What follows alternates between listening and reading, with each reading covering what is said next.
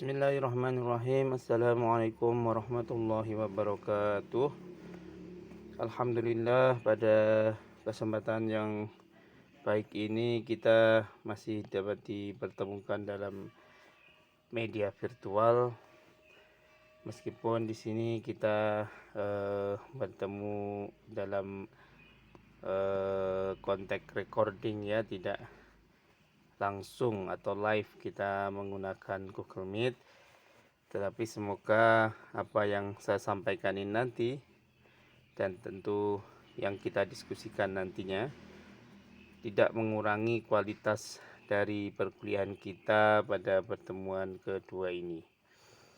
Baik, teman-teman mahasiswa yang mengikuti mata kuliah tafsir ayat-ayat ekonomi, pada kesempatan yang kedua ini saya akan menyampaikan pengantar saya tentang metode tafsir Al-Quran.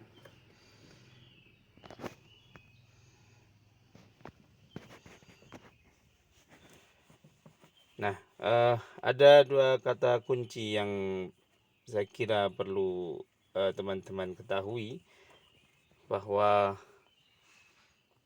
tafsir ayat-ayat Al-Quran ini mengandung makna dua hal. Yang pertama berkaitan dengan tafsir itu sendiri ya, tafsir itu apa, dan yang kedua tafsir Al-Quran itu apa.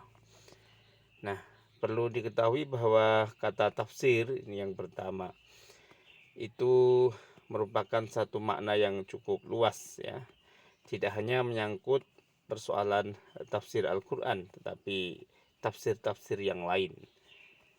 Nah, para jumhur ulama mengatakan bahwa kata tafsir ini berasal dari kata al-fasr dalam bahasa Arab ya, yang berarti penjelasan atau keterangan. Nah, dalam makna etimologi yang agak panjang ini, berarti al-fasr ini merupakan satu aktivitas menerangkan, ini kata kerja ya, al-fasru, menerangkan dan mengungkapkan sesuatu yang belum jelas. Nah, padanan kata dari al-fasr dalam bahasa Arab bisa disandingkan dengan kata al-kashfi. Al-kashf, kasaf ya, kalau dalam bahasa Indonesianya ini diserap kata-kata kasyaf atau al-kashfu. Nah, al-kashfu itu artinya menyingkap ya. Ibaratkan Anda melihat sesuatu di balik tabir, maka tabir itu Anda singkap. Nah, ini al-kasyaf. Nah, kalau dalam konteks tafsir berarti menyingkap sesuatu yang tersembunyi ya, atau belum jelas juga ya. Ini. Nah, inilah kata tafsir ya. Secara etimologi maknanya bisa al-fasr atau al-kasyaf. Kemudian secara istilah yang dimaksud dengan tafsir dalam konteks Al-Quran ini adalah mengungkapkan dan menjelaskan makna Al-Quran yang belum jelas atau samar, yang kemudian menjadi jelas maknanya sehingga mudah diambil hikmah atau maksud yang dikandung di dalam Al-Quran atau ayat-ayat Al-Quran itu tadi. Nah, ini makna tafsir Quran secara istilah. Baik, selanjutnya berkaitan dengan perangkat analisis tafsir. Teman-teman mahasiswa yang saya hormati, bahwa dalam ilmu tafsir itu setidaknya ada dua perangkat analisis yang seringkali digunakan oleh para mufassir ya. Mufassir itu adalah orang yang ahli di dalam menafsirkan ayat-ayat Al-Quran.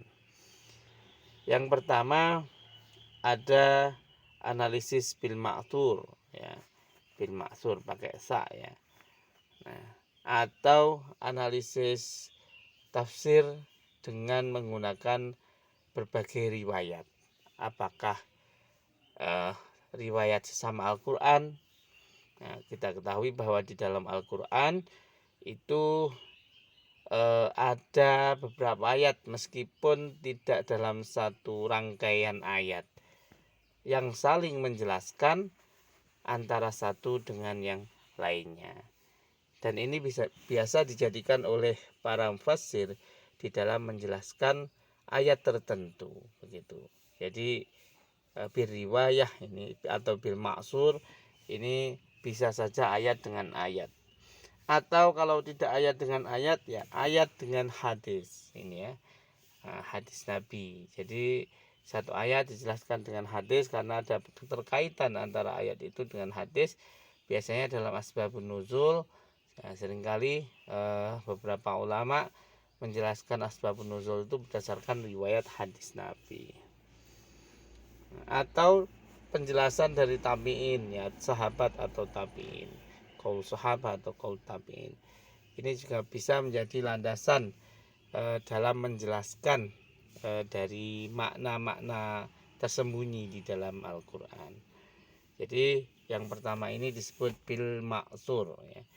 Nah, selain bil maksur ini ada juga perangkat analisis yang menggunakan analisis bil ra'yi ya, bil ra'yi atau dengan pemikiran, dengan perangkat pemikiran.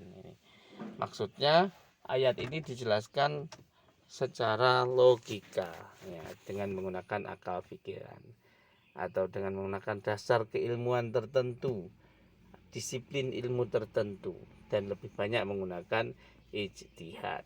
Nah, kemudian yang kedua, yang ketiga ada percampuran antara bil maksur dengan bil ra'yi.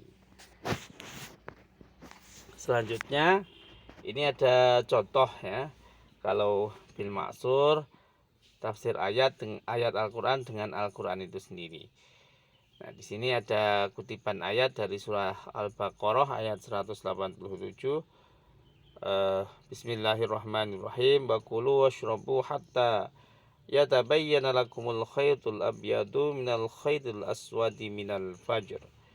Nah, minal fajr ini kata yang digarisbawahi adalah minal fajr.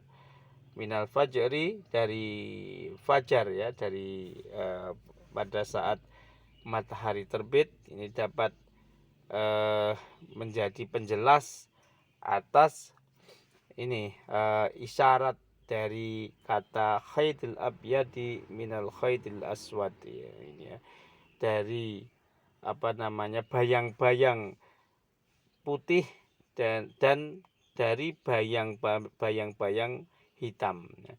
Nah, kalau kita lihat ke timur itu ya, dari pada saat fajar akan menyingsing, nah, itu kita lihat ada semacam bayang-bayang putih dan bayang-bayang hitam. Percampuran antara dua itu menandakan fajar tiba.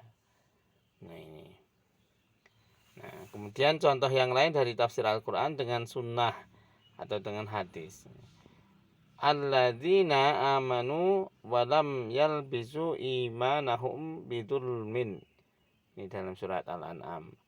Alladzina amanu walam yalbisu imanahum bidulmin. Nah, kata-kata bidulmin ini jadi mereka yang beriman kepada Allah, tetapi ini bahasanya walam nih, tetapi tidak menggunakan keimanannya, tidak memakai keimanannya secara sungguh-sungguh dalam beragama, maka itu disebut bidulmin. Nah, Rasulullah menjelaskan bidulmin itu maknanya apa. Nah, ini inna syirka ladul mun adim. Nah, ini dikaitkan dengan surat Luqman ayat 13 ini oleh Rasulullah ya, yang kemudian maknanya bidulmin itu adalah sama dengan syirik. Nah, ini ya, karena memang keimanan itu suatu yang mendasar. Kalau seumpama di dalam keimanan itu tidak sama antara yang diucapkan saya beriman kepada Allah tapi hatinya tidak beriman, otomatis dia akan berpaling dari keimanannya, sehingga bisa dikatakan dia adalah zalim atau syirik itu sendiri. Nah, ini contoh tafsir bil maksur. Kalau bil ra'yi saya kira banyak sekali bisa kita lihat di dalam berbagai contoh tafsir ya. Kalau di dalam tafsir bil maksur ini ada beberapa contoh seperti tafsir Al-Tabari, tafsir Ibnu Katsir, dan tafsir Imam As-Suyuti. Nah, sedangkan tafsir bil ra'yi ini seperti kalau dicontohkan dalam tafsir Jalalain, ini biasanya istilah tertentu yang dimaknai oleh muallif atau pengarangnya ini sebagai makna tertentu, seperti khalaqal insana min 'alaq. Kata-kata 'alaq ini diartikan sebagai segumpal darah yang kental. Nah, ini segumpal darah yang kental. Ini dalam tafsir Jalalain. Ini salah satunya tafsir Birra'yi. Ini tafsir Jalalain menggunakan Birra'yi, tafsir Al-Qurtubi, tafsir Al-Baitawi. Ini menggunakan tafsir Birra'yi. Selanjutnya, nah tadi kita sudah membahas tentang tentang perangkat analisis ya di dalam tafsir Al-Qur'an. Ada al-maudu bil ra'yi dan yang pertama bil maqtur. Kemudian kita beralih kepada pengertian metode tafsir itu sendiri. Nah, tafsir Al-Qur'an dengan metode tafsir Al-Qur'an ini berbeda ya. Kalau tafsir Al-Qur'an tadi ya berarti kegiatan di dalam mengungkapkan makna tersembunyi ya, dari ayat-ayat Al-Qur'an. Nah, satu aktivitas begitu kan kalau tafsir. Kalau metode tafsir ini serangkaian langkah-langkah ini ya, langkah-langkah. Tentu langkah-langkah ini mengandung makna sistematis ya, berurutan dari satu langkah ke langkah yang lain. Ini metode. Sedangkan metode tafsir adalah langkah-langkah dalam menafsirkan Al-Qur'an. Nah, ini saya mengambil dari satu segi saja ya, dari segi penulisannya. Ini ada 4 metode tafsir. Yang pertama metode tahlili. Ini yang pertama. Yang kedua metode ijmali.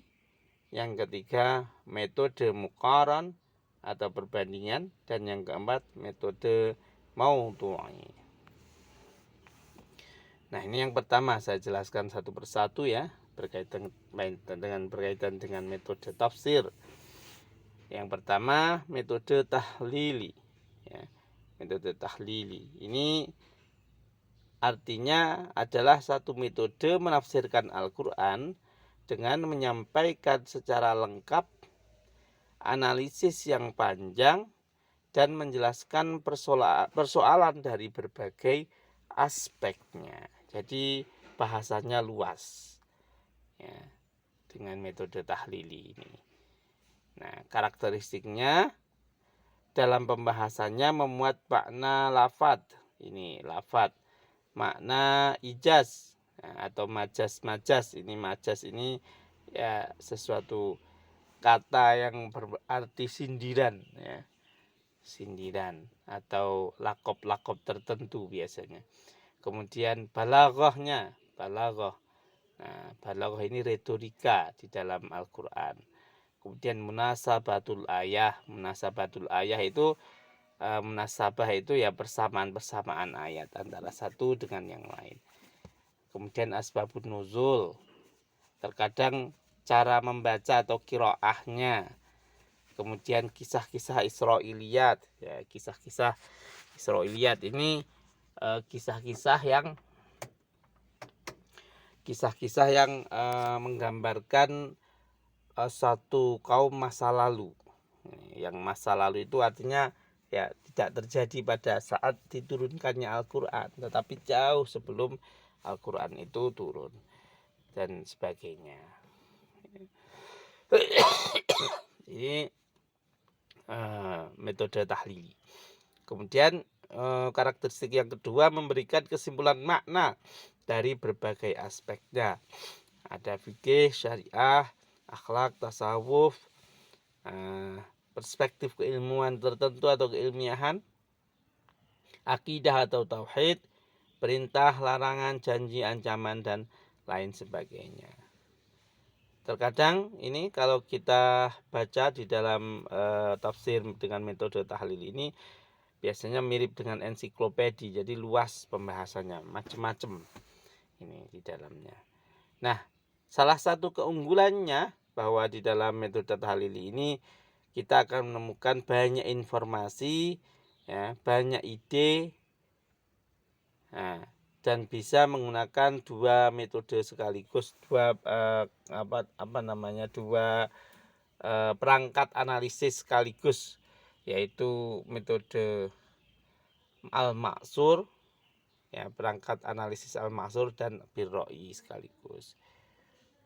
Kemudian menjadi media pendokumentasian sejarah, syair, dan kisah-kisah Israiliyat. Ini keunggulannya. Tetapi di balik itu ada juga kelemahannya. Nah, kelemahan tafsir tahlil ini apa? Yang pertama, pembahasan parsial. Nah, kan satu ayat masalahnya.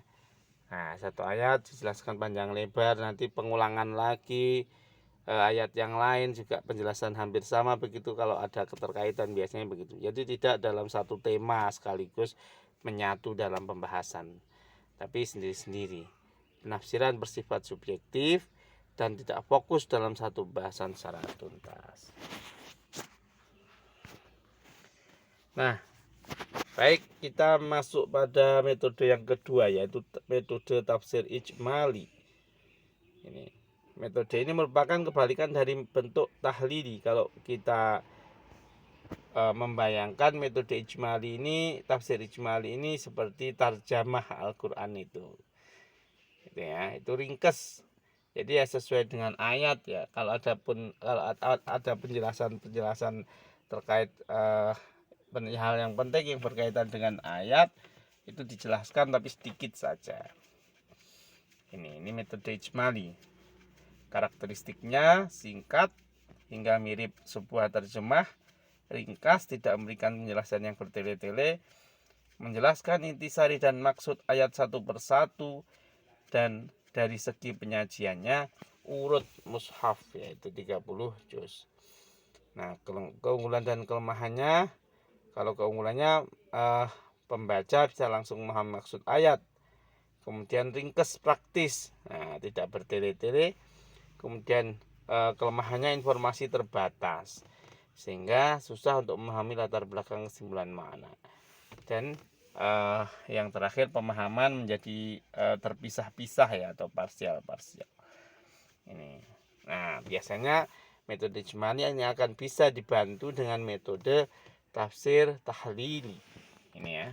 Jadi tidak bisa kita membaca satu tafsir saja. Bila ingin mendapat penjelasan yang menyeluruh dari Al-Quran, maka biasanya kita membandingkan antara tafsir ijmali dengan tafsir tahlili. Kemudian yang ketiga, metode tafsir muqaran. Nah, ini muqaran itu kan membandingkan. Jadi metode penafsiran yang menyajikan perbandingan satu tafsir dengan tafsir lain dalam ayat, surah, kumpulan ayat-ayat tertentu dan tema tertentu, ataupun ayat dengan hadis. Nah, bahkan ini Prof. Muhammad Khirzin, seorang pakar tafsir, menambahkan bisa saja membandingkan ayat dengan kitab suci agama lain. Nah itu. Jadi penjelasannya adalah membandingkan antara satu tafsir dengan tafsir yang lain. Atau ayat dengan hadis dan lain sebagainya. Ini. Jadi banyak sumber biasanya kalau kita lihat di dalam tafsir muqaran itu. Nah, dan keunggulannya ini membuat perbandingan surah ayat tertentu. Nah, bisa menggunakan tafsir bil ma'sur dan bil ra'yi. Nah, dapat juga menyajikan tema-tema tertentu atau maudhu'i ini. Nah, muqaran ini. Biasanya kelebihannya yang lain juga kita bisa melihat di dalam tafsir muqaran ini sumber-sumber penafsiran dari kitab-kitab tafsir yang lain tanpa harus kita membuka tafsir yang lain itu. Jadi informasinya sudah dicakup di dalam tafsir muqaran ini. Misalnya gini, di dalam tafsir Ibnu Katsir begitu ya. Nah, kita beberapa ini ayat itu ditafsirkan dengan mengutip beberapa sumber yang lain seperti di dalam tafsir lain atau di dalam tafsir Al-Misbah ya. Itu banyak para Quraisy Shihab ini mengutip beberapa tafsir dari kitab tafsir Ibnu Katsir, tafsir Al-Maraghi dan lain sebagainya. Nah, kelebihan dan kekurangannya, ini yang kelebihannya dapat mengetahui keunggulan dan kekurangan sebuah penafsiran secara langsung, dan kekurangannya tidak praktis. Nah, ini yang terakhir, metode tafsir maudhu'i. Metode tafsir maudhu'i ini disebut juga tafsir tematik. Ini ya. Ini yang tren di era-era abad 20 ini ya. Tafsir tematik. Jadi di sini berdasarkan tema-tema tertentu. Diambil saja tema tentang ekonomi begitu. Nah, di situ digali semua ayat-ayat yang berkaitan dengan ekonomi. Ini atau tema tentang astronomi. Nah, di situ semua ayat-ayat Al-Qur'an tentang astronomi dikumpulkan menjadi satu dan ditafsirkan. Nah, ini artinya tafsir tematik. Tidak semua ayat itu kemudian ditafsirkan secara menyeluruh, tetapi hanya mengambil tema tertentu. Nah, atau dalam Al-Qur'an ini digabungkan semua semua ayat dalam 30 juz, tapi kemudian disusun berdasarkan tema-tema yang ada di dalam kandungan ayat Al-Qur'an. Nah, karakteristiknya hanya membahas tema, judul, dan topik pembahasan tertentu, dan tentu tidak tertib menurut mushaf, artinya ayat 1, 2, 3 dalam surat Al-Baqarah berurutan tidak, tetapi ya berlompat-lompat ya sesuai dengan temanya. Kemudian uraian bisa dengan perangkat bil ma'sur maupun bil ra'yi. Nah, dan keunggulan kelemahannya membahas masalah secara tuntas, mendalam dan tajam karena memang perspektif yang dipakai ini berdasarkan tema, sehingga lebih leluasa seorang penafsir untuk menafsirkan tema tertentu tersebut berdasarkan ayat-ayat. Kemudian memuat berbagai informasi terkait dengan tema. Nah, jadi sangat rinci ya bila menjelaskan tema-tema tertentu. Tetapi kemudian kelemahannya juga beberapa mengatakan tidak praktis.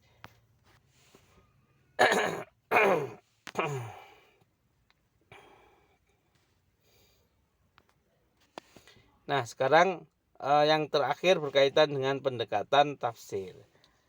Nah, di dalam Al-Qur'an atau kita di dalam menafsirkan Al-Qur'an ada nuansa-nuansa tertentu yang dimiliki oleh seorang fasir atau seorang penafsir dalam menafsirkan Al-Qur'an. Misalnya Quraisy Shihab ini ya. Quraisy Shihab ini lebih banyak ahli di bidang hukum Islam. Nah, meskipun beliau seorang fasir, nah corak pemikiran di dalam tafsir Al-Qur'annya lebih dominan atau lebih banyak penjelasannya terkait dengan hukum Islam. Ini atau corak fikih ini. Ada juga beberapa mufassir yang menafsirkan Al-Qur'an yang kemudian lebih banyak atau lebih dominan penjelasannya ini berkaitan dengan tasawuf misalnya. Karena mereka ahli di bidang tasawuf. Atau di bidang falsafahnya, falsafah Al-Quran, atau di bidang keilmuannya. Seumpama Anda atau saya dalam mencoba untuk menafsirkan ayat Al-Quran, yang kemudian perspektif yang saya ambil banyak menggunakan perspektif keilmuan, ya. Misalnya perspektif ekonomi. Nah, ini bisa saja terjadi seperti itu, dan itu sangat wajar ya di dalam buku metode tafsir yang dikarang oleh Quraisy Shihab. Ya, di awal-awal penjelasannya itu memberikan satu penjelasan bahwa pendekatan atau perspektif penafsir di dalam menafsirkan Al-Quran itu tidak bisa dilepaskan dari corak tafsirnya. Ya, jadi sangat dipengaruhi oleh pemikiran-pemikirannya, keahlian yang dimiliki itu. Nah, tentu ini berkaitan juga dengan Anda nanti ketika dalam menafsirkan ayat-ayat yang sudah saya sampaikan kemarin di dalam RPS ya. Nah, ini harus memiliki corak tafsir ekonomi tadi, karena Anda memiliki keahlian di bidang ekonomi. Nah, kemudian ini merupakan hal teknis ya. Mulai minggu depan ya, nanti Anda mencoba untuk menyusun sebuah makalah berkaitan dengan ayat-ayat yang sudah saya berikan ya. Baik Anda nanti secara berkelompok maupun individu ya, tergantung dengan pembagian kelompoknya. Nah, makalah itu mengandung beberapa poin ya. Poin yang pertama ya tentu berkaitan dengan ayat ya. Ayat yang dikutip apa ya, tergantung tema juga ya, tema konsumsi misalnya. Nah, ayatnya apa? Nah, kemudian setiap ayat diberikan terjemahnya, kemudian juga diberikan penjelasan kata per kata atau mufradat. Ya, tentu ini mufradat yang penting saja.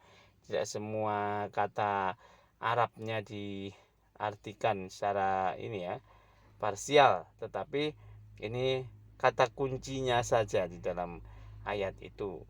Nah, ini dijelaskan mufradatnya. Kemudian menjelaskan asbabun nuzul. Nah, asbabun nuzul ini kemarin sudah saya sampaikan satu kitab ya, tentang asbabun nuzul, itu sudah berbahasa Indonesia, jadi Anda bisa mengutip dari sana. Dan yang kelima, menjelaskan keterkaitan ayat dengan konsep ekonomi yang relevan. Ya, jadi antara ayat satu dengan ayat yang lain, misalnya di dalam ayat-ayat ekonomi ada 2 ayat. Nah, di situ masing-masing Anda jelaskan dengan konsep ekonominya. Misalnya di dalam ayat ekonomi ada ayat kulu washrabu wala tusrifu innallaha la yuhibbul musrifin ya. Makanlah dan minumlah dan jangan berlebih-lebihan, karena sesungguhnya Allah tidak menyukai berlebih-lebihan. Nah, misalnya itulah, itu berarti berkaitan dengan apa? Mungkin konsep utilitas ya, nilai guna. Nah, konsep utilitas. Israf ya kan, utilitas itu kan kita dalam secara teori kan kita mengalami satu titik tertentu di mana tingkat kepuasan kita itu maksimum. Nah, melebihi dari titik marginal utility tadi atau tingkat maksimum tadi, maka akan melebihi itu akan menurun marginal utility-nya. Nah, artinya nilai kepuasannya akan berkurang. Nah, ini bisa dikaitkan dengan ayat tadi bahwa sesungguhnya jika kita berlebih-lebihan pun ya sesungguhnya itu mengandung makna kita tidak merasa puas lagi, atau apa yang menjadi nilai dari kepuasan itu akan hilang. Nah, meskipun konsumsi terus dilakukan ya, tidak ada artinya, tidak ada manfaatnya, tidak ada gunanya. Nah, itu bisa seperti itu. Nanti coba dijelaskan sama itu kaitannya dengan konsep utilitas ya. Konsep utilitas dijelaskan secara panjang lebar. begitu ya. Yang ini juga berkaitan dengan ayat yang dibahas. Kemudian yang terakhir, ini poin yang ke-6, adalah kesimpulan dari makalah itu.